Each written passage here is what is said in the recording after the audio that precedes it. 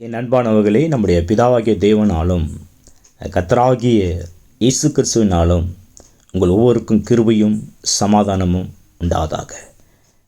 இன்றைக்கு ஒரு வார்த்தையும் தியானிப்போம். நீதிமொழிகள் 29:18. தீர்க்க தரிசனம் இல்லாத இடத்தில் ஜனங்கள் சீர்கெட்டு போவார்கள். இந்த வசனம் என்ன கூறுவதென்றால், தரிசனமில்லாத இடத்தில் ஜனங்கள் நிச்சயமாகவே சீர்கெட்டு போவார்கள் என்று. சீர்கேடு என்பதுடைய அர்த்தம் என்னவென்றால், அழகில்லாத ஒரு வாழ்க்கை, அழகே இல்லாத ஒரு வாழ்க்கை. வாழ்க்கைன்னு அழகாக இருக்க வேண்டும், வாழ்க்கைன்றவே ரொம்ப சிறப்பாக இருக்க வேண்டும், நன்றாக இருக்க வேண்டும், அதான் வாழ்க்கை.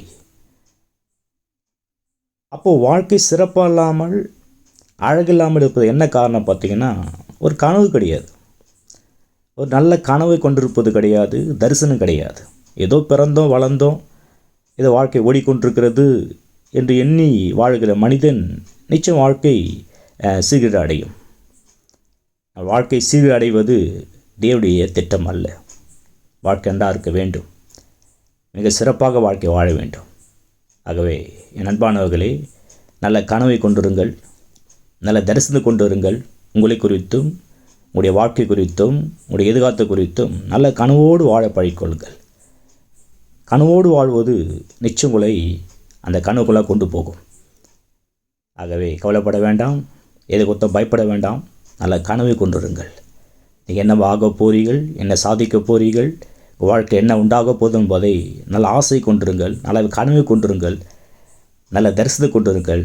நிச்சயம் அது நிறைவேறும். நம்பிக்கொண்டு இருங்கள், ஆண்டவங்களுக்கு உதவி செய்வார்.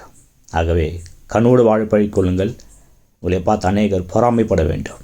ஆகவே நல்ல கனவை கொண்டிருங்கள், நல்ல தரிசனம் கொண்டிருங்கள். நிச்சய வாழ்க்கை இனிமையாக இருக்கும், அருமையாக இருக்கும், மிக சிறப்பாக நீங்கள் வாழ்வீர்கள். அப்படியாகட்டும். ஆமென்.